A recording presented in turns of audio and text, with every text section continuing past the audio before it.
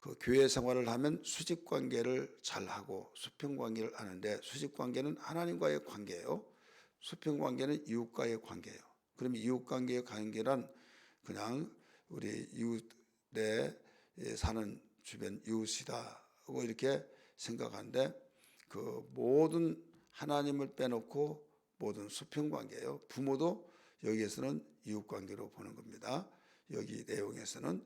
그렇기 때문에 이 수직을, 십자가를 그을 때 수직, 위에서 아래 올 때 나와 하나님과의 관계, 이 수평, 이 상에 사는 모든 사람들. 근데 모든 사람은 우리가 알 수 없잖아요. 그래서 이웃을 어디까지를 한계를 두느냐. 내가 아는 사람들, 비록 부산에 있더라도 아는 사람은 이웃이에요. 그리고 그 내가 선교를 위해서 기도하는데 내가 그 우즈베키스탄이다. 그러면 거기에 대한 그 이웃이에요. 그래서 내가 관심 쓰고 있는 수평 관계는 모두 이웃인데, 부모도 나의 가족이지만은 이웃으로 성경은 봅니다. 마태복음 22장 37절 이하에 보면 주 너희 하나님을 사랑하라 하면서 마음과 성품과 뜻을 다하여 사랑하라고 했잖아요. 그리고 또 이와 같이 이웃을 사랑하라. 그 이웃도 부모 다 들어갑니다. 그러면 여기서 이웃과의 관계는 교회에서 하나님과 관계에 못지않게 중요하다. 이 사실을 알아야 하는데, 모든 사람들이 그렇게 알아야 하는데, 어떤 이는 수직관계는 굉장히 중요시 여기면서 이웃관계를 무관심하고, 어떤 사람은 이웃관계는 굉장히 중요한데 수직관계, 하나님과의 관계는 또 등한시하고, 그러면 둘 다 안 된다 이거죠. 수직관계가 1순위, 두 번째 이웃관계 2순위. 그래서 순위를 주님이 말씀하셨어요. 첫째, 둘째 이렇게 가르쳐 줬잖아요. 그렇기 때문에 이 순위를 뭐든지 순위가 있잖아요. 한문을 쓸 때도 순서가 있지 않습니까? 그 거꾸로 쓰나 옳게 쓰나 똑같아요. 글자 볼 때는. 그런데 그 쓰는 것은 분명히 다르다. 우리가 이웃 관계를 이렇게 잘하면 믿음이 있는가 보다라고 하는데, 수직 관계가 안 세워진 가운데 하는 경우가 많잖아요. 너무 얼굴도 환하고 미소를 지으며 생글생글하면서 이 봉사를 열심히 하고 그러면 예수 믿으세요? 아니래요. 이런 사람이 있어요, 없어요? 있어요. 그 제가 개척할 때 임대인 그 부인이 이제 그 월세 주러 가는데 막 굉장히 상냥해요. 그래서 교회 나가시냐고 물어봤더니요, 아니요, 절에 나간대요. 그래요. 절에 나간대요. 그래서 제가 느낀 점이, 야, 절에 나간 사람들이 저렇게 환한 미소를 가지고 환한 인상을 가졌는데 예수 믿는 사람이 우거지상 쓰면 되겠느냐, 이런 생각을 해봤어요. 그래서 인상만 가지고는 어느 정도는 받지만은 다 받을 수는 없더라. 그래서 우리에게 일단 인간은 속성이 보이는 것에 먼저 치우치는 거예요. 그래서 보이는데 저 사람 참 괜찮다, 사귀어 보면 좋겠다, 그러면 마음은 열려져요. 그런데 인상이 찌푸러지면 말하기도 전에, 사귀어 보기도 전에 마음 문을 닫는다 이거죠. 그래서 인상이 좀 안 좋은 사람을 사귀어 볼 때, 야, 이래서 주님이 외모를 보지 말라고 했구나. 그래서 미안할 정도로 참 진국인데 인상이 처음에 첫인상이 그런 사람이 더러 또 있어요, 없어요? 있죠. 그래서 우리는 이것저것 다 생각을 하면서 이웃관계는 분명히 있어야 된다, 없으면 안 된다 이거예요. 왜 그런가 하면 우리에게 맡겨준 삶이 뭐예요? 땅끝까지 복음을 전하라. 그러면 복음을 전하는데 뭘로 전합니까? 관계를 통해서. 이 관계를 통했는데 우리가 전도하면서 이름을 물어보고 또 전화번호 물어보고, 지금 전화번호 잘 안 가르쳐 주잖아요. 이렇게 살바른 세상이 됐어요. 그런데도 물어보려고 하는 이유가 뭐예요? 관계를 맺자는 거죠. 관계를. 그런데 우리가 이웃과의 관계 맺어가지고 전도해서 결실하는 것은 최고예요. 근데 나는 아는 사람이 없어요. 그러면 가서라도 관계를 알지도, 지나다니는 사람 얼마나 많습니까? 그런데 그 사람들 내가 주변에 관계가 없다고 한다면 여기에서 그렇게라도 관계를 맺으란 거죠. 그럴 바에는 나 이웃집에 사는 애기 엄마하고 차 한잔 먹자고 하든지 이렇게 저렇게 해서 관계를 맺어서라도 해야겠다.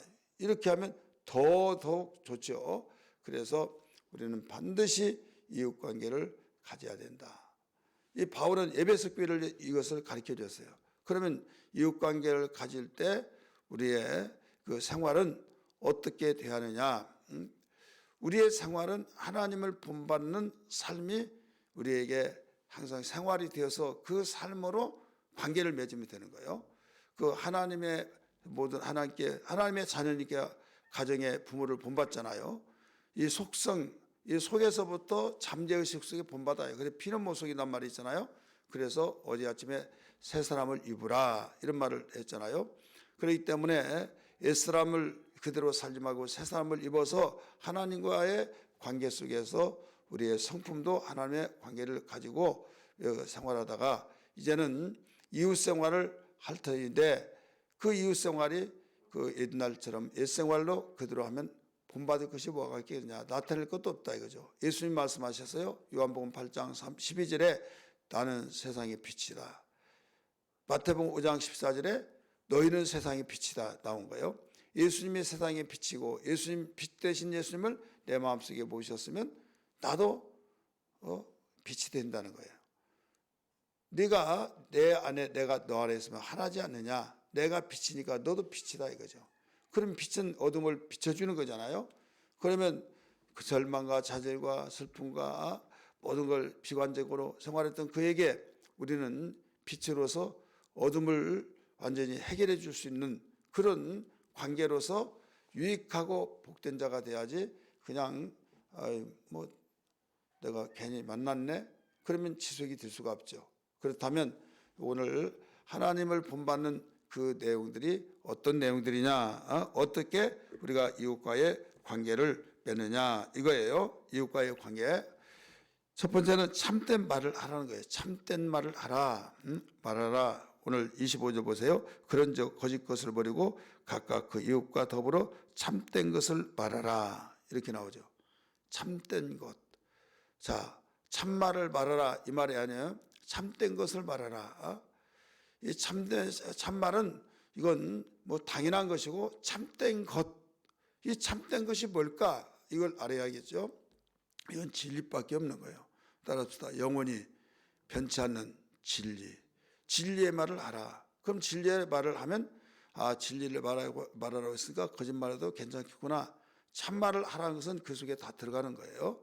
그렇기 때문에 우리는 신실하게 우리의 삶이 되어야겠고 그 어떤 사람은 이 거짓말을 이 마음의 가책도 없이 그냥 막 하는 사람이 있어요. 내가 그랬나? 나 안 그런 것 같은데?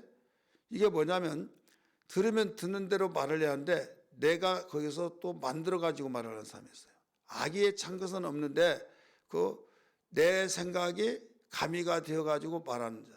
이것은 굉장히 무서운 겁니다. 왜 그런가 하면 내가 언제 그랬냐고 그러면 아니 내가 언제 그랬냐고 그러면 했지 않느냐고 이렇게 말을 하다가 아니라고 하면 이제 거기에 또 삼자대면이 또 일어나요.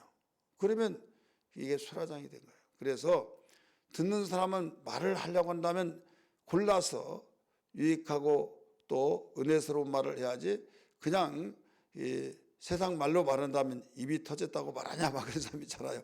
예? 입을 우리는 가려서 말을 할 줄 아는 그래서 정말 유익할 수 있는 그 내용들 또 참말을 말하는데 참된 것을 말하는 거죠. 참된 거. 그래서 우리가 듣는 그대로 그래서 듣는 그대로 말하면 이 말을 말했을 때는 도움이 되지 않을 것 같다. 그러면 절제하고 그래서 절제의 열매가 있잖아요. 그 다음에 이제 이건 유익하다. 듣더라도 어떤 해가 없다라고 생각하면 그 오히려 은혜스럽다. 그런데 은혜스럽게 하기 위해서 또 막 이렇게 자기 입장에서 이렇게 보태서 말하면 그게 또 문제가 될 수 있는 거예요. 그게 그렇기 때문에 들었던 말을 그대로 말을 하고 의뢰했다면 절제해버리고, 이게 바로 우리에게 지혜가 필요한 겁니다. 이런 일들이 그 어느 교회나 다 있다 이거죠. 그래서 이렇게 만들어서 자기 입장에 말한 얘기는 반드시 이걸 고쳐야 됩니다. 그래서 참된 것은 진리예요. 왜 이 참된 말을 하라고 하느냐? 이유가 있어요. 우리는 지체가 되기 때문이라 이렇게 나오죠. 25절 말씀 봅니다. 25절 시작. 그런즉 거짓을 버리고 각각 그 이웃과 더불어 참된 것을 말하라. 이는 그랬죠. 이유는 우리가 서로 지체가 됩니다. 지체는요, 서로 연결이 되어서 집을 짓는다면 버팀목이 되어서, 우리가 그 전에 말씀드렸잖아요. 교회에 서로 연결돼서 세워져 나가니라. 근데 연결돼서 세워져 나가야 하는데 무너지면 지체의 의미가 없는 거예요. 그래서 그 말 한마디에 의해서 무너지기도 하고 세워지기도 해요. 그래서 참된 말을 하고 참된 것을 말하는데, 여러분, 참된 것은 변하지 않는 진리밖에 없으니 진리의 말을 해야 된다. 이런 말씀을 이후까지 말씀을 드렸어요. 세 번째는 그 마귀에게 틈을 주지 말아라 이거예요. 27절에 봅니다. 마귀에게 틈을 주지 마라 이게 나오죠. 마귀에게. 자, 마귀는 전능자가 아닙니다. 마귀는 피조물이에요. 근데 피조물이고 하나님과 곁에 있었어요. 타락하기 전에. 그러다 보니까 누구하고 같이 있었느냐에 따라서 많이 배워야 안 배워요? 배우죠. 그러니까 그 누구하고 과거에 이렇게 있었다. 아, 그 사람 대단하다. 그러면 거기서 배우고 들었던 것을 다 자기에게 드는 거예요. 그래서 이단들이요, 뭐냐면 제치를 안 지키기 위해서 생활했었던 사람은 거기에 내용을 가지고 이단이 되는 거예요. 그래서 그 안상우 하나님의 저기 교회도 뭐냐면 안식일 지켜야 된다. 이게 안식일 지킨다고 하는 것이 그 안식교죠. 그러니까 거기에서 배워서 거기서 들었던 것을 정리를 해서 따로 만들어요. 이게 바로 이단들이에요. 그러면 하나님 곁에 있어서 하나님께 듣고 하나님께 배우고, 그러니까 하나님이 천지를 창조하신 지혜가 있잖아요. 그러니까 피조물 가운데서 이상에 있는 가운데 직접 하나님에게서 그 듣고 배우고 이런 사람이 타락되다 보니까 배운 것이 어디 있어요? 배운 것을 누게 주냐 이거죠. 제가 가지고 있죠. 그래서 그걸 악하게 사용하는데 그런 어마어마한 지혜를 가지고 하는데 나쁜 지혜로 풀어가고 있다 이거죠. 그렇기 때문에 우리는 성령으로 우리에게 주신 그 은혜를 통해서 하나님의 영이 있기 때문에 친히 가르치시고 또 생각나게 하니까 우리는 성령으로 악한 마귀를 이길 수 있기 때문에 성령을 주신 거예요. 악한 마귀를 이길 수 없으면 우리가 하나님의 자녀로서 날마다 지잖아요. 그래서 숨을 쉬시면서 성령을 받으라 그랬죠. 근데 마귀는 전능자가 어쨌든 아니기 때문에 틈이 없으면 들어갈 수가 없어요. 근데 틈이 뭐냐? 그 틈이 분이에요. 분에서부터 틈이 생긴 거예요. 화를 내는데 그 최초의 그 살인자가 누구예요? 가인이죠. 가인인데 가인이 여기에서 분을 냈어요. 왜 분을 냈습니까? 자기 동생 아벨은 제사에 성공하고 자기는 실패하고 하나님 안 받아주니까 화가 확 난 거예요. 분이 나가지고 거기에서 결국은 살인자까지 발전된 거예요. 우리 성경 한번 볼까요? 창세기 4장 우리 다 봅니다. 창세기 4장 5절부터 봅니다. 창세기 4장 5절 읽습니다. 시작. 가인과 그의 제물을 받지 아니한지라. 가인이 뭐라고 그랬어요? 몹시 분하여. 안색이 변하니 몹시 분하여. 그 다음에 6절. 여호와께서 가인에게 이르시되 네가 분하여 하면 어찌 됨이뇨? 안색이 변하면 어찌 됨이냐? 네가 손을 행하면 어찌 낯을 들지 못하겠느냐? 손을 행하지 아니하면 죄가 분에 엎드려 있느니라. 자, 분을 이 내어도 의분을 가진 사람이 있어요. 이 분이 확 나지만은 주여 하면서 삭혀버리면서 자기의 그 분내는 것을 감정을 다 다스리고 난 뒤에 말을 조목조목 하면서 하면 상대에게 전하지도 않고 자기 양심이 거기에 가책이 되지 않아요. 근데 막 분이 확 나니까 막 거기에서 절제를 못한 가운데서 말하면 말의 억양도 다르죠. 안색도 바뀌어지죠. 그래서 이제 죄가 그래서 저거 어떻게 해버려 막. 근데 행동은 저지르지 않았어요. 해버려. 이게 바로 죄가 지금 숨어 있는 거예요. 그러면 여기에 가르쳐 주기를 4장 7절 말씀 보면 죄가 문에 엎드려 있느니라. 죄가 문에 엎드렸다. 엎드리는 것은 여러분 어떤 집에 갔을 때 배를 딱 눌렀는데 없어요. 문이 열리잖아요. 그러니까 아파트라고 한다면 계단에 그 위에 가서 딱 지켜 있어요. 그래서 이제 언제 오나 지켜 숨어 있다 이거예요. 그러다가 딱 오면 그때야 딱 배를 문 열고 딱 들어가기 전에 마취제 수건까지가 딱 해서 끌고 가버리고 그래서 결국은 살인행위가 일어나고 납치행위가 일어나고 이런다 이거죠. 숨어 있느니라. 그러니까 분을 해결하지 못하면 죄가 여기 숨어 있다가 그때 탁 나타나서 완전히 들어가서 죽인다 이거죠. 한번 보세요. 8절 말씀 시작. 가인이 그의 아우 아벨에게 말하고 그들이 들에 있을 때 가인이 그의 아우 아벨을 쳐 죽이니라. 최초의 살인자가 된 거예요. 그 뭐 때문에 시작됐어요? 분. 그래서 분이 그만큼 무서운 거다. 그래서 분이 나니까 거기에서 마귀는 틈을 타고 일을 한다. 분을 다스릴 수 있는 이것은 굉장히 능력이에요. 그래서 분을 다스리지 못해서 불질러 버리고 칼로 찌르고 완전히 때리 부시고 막 계속 이런 것들이 결국 만약에 예수 믿는 사람이 그런 행위를 하면 덕이 되겠어요? 자기도 지옥 같은 삶을 사는데 그래서 이웃관계는 깨져버린 거예요.